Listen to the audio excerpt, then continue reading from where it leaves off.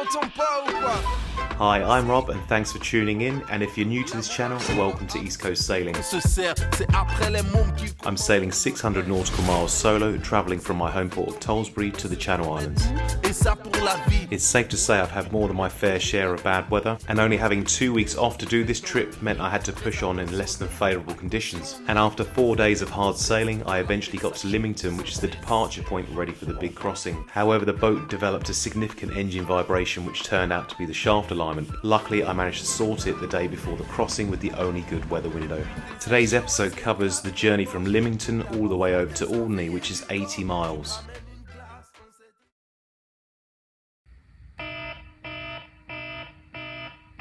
Welcome to day 5 of the sailing adventure as I try and get to Alderney. I've been sailing now for 5 days on the bounce. I feel really tired. I don't know what it is about this year. I would have thought having a bigger boat things would be easier, but I think everything is so much more harder to do when you're on your own and you're solo sailing because all the fenders are massive. Everything just takes a little bit more effort putting everything away. And I'd say the sailing conditions have probably been the most challenging I've ever been out in. It was nice getting to the Solent yesterday, but the tide had turned when we came from Brighton. It was a very long trip and we had about 2.5 knots. So it felt really slow and the tide just turned as we got to Cowes. Mega money around here in Lymington. I just had a little walk through the high street. Very affluent area, beautiful houses, lots of nice cars. I don't know whether to go to Alderney or just go to St Peter's Port because the wind's changing. I think we've got 40 knots coming at the end of the weekend and there's no way I'm going anywhere sailing in those conditions. I'm going to be tucked away in port. I think that's lasting for about 3 or 4 days, so I could do with a rest anyway. If I go to Alderney, there's only anchorages and tie on buoys, so you're reliant on water taxis, and if the wind swings round and it's a northeasterly,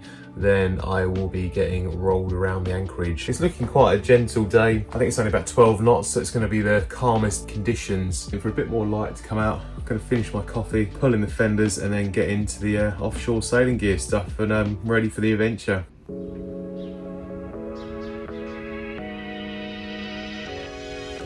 Just left Lymington now. It's 5:08 in the morning. Got a lot of tide running with us. I'm only going 5.5 knots and I've got 7.4 knots over ground. I just want to make the most of this tidal flow as we go past the Needles. I'm going to get some lovely footage just as the sun is coming up. Now the engine judder, because of the shaft alignment, seems to have been cured, which is really good. And because of that vibration, there was a few water drops where the stern seal was, so I'll keep my eye on that. Anything is playing up as we get a couple of miles offshore.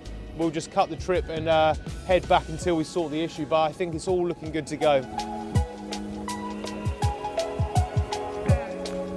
We had now stepped onto the tidal conveyor belt in the Solent and was doing 9.4 knots over ground.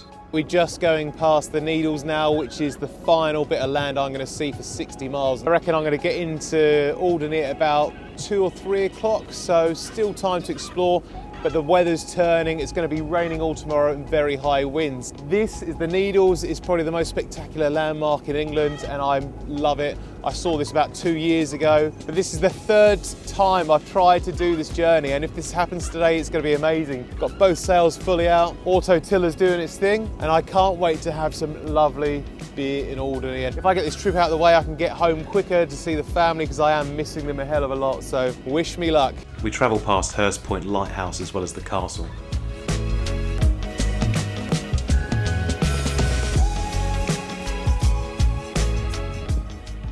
Well, this is a change for the books. There's hardly any wind today, so I am looking out for dolphins over the spray hood and hopefully we get a bit of sea life to break up this journey. I think we're about 40 miles out now from Alderney. I did have the Genoa out, but it was just flogging around in the wind. With 40 miles to go, the speed really slowed down to 5.5 knots.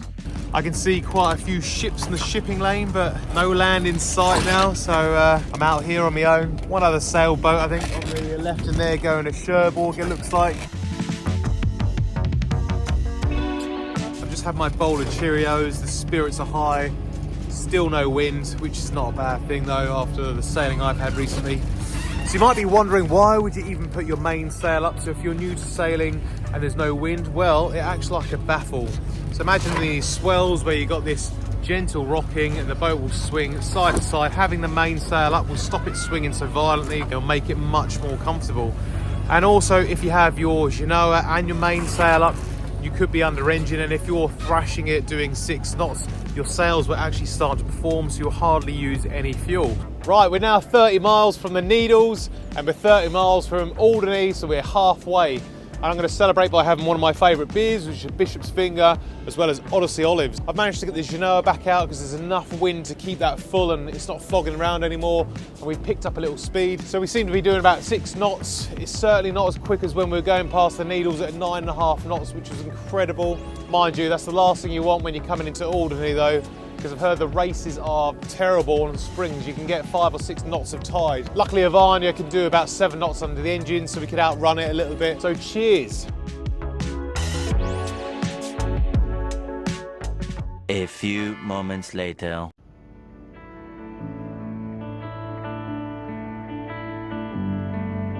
Finally, the wind gods answered my call and I was able to raise both sails and turn the engine off for a rest.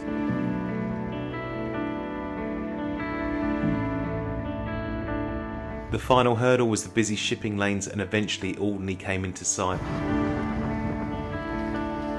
Trying to get a nice selfie in the water, this bloody tanker's just come and photobombed me, look.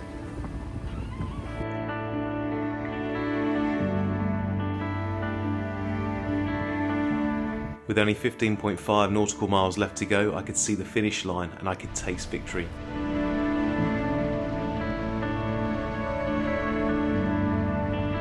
The local sea cadets came over and had a little scout to see what I was up to.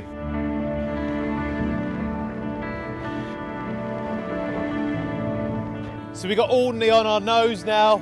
3 years in the making this holiday and we're finally there. And what a way to arrive. We got both sails out as well, so the wind's picked up. It's all come together nicely, this trip.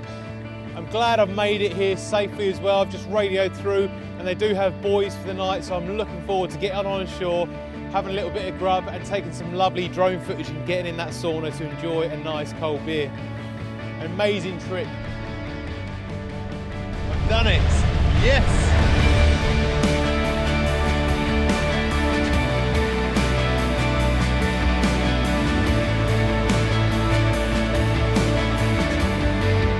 I was blown away by the rugged coastline of Alderney. You couldn't help but notice all of the World War bunkers dug into the side of the cliffs, and the aggressive rock formations piercing the emerald blue sea.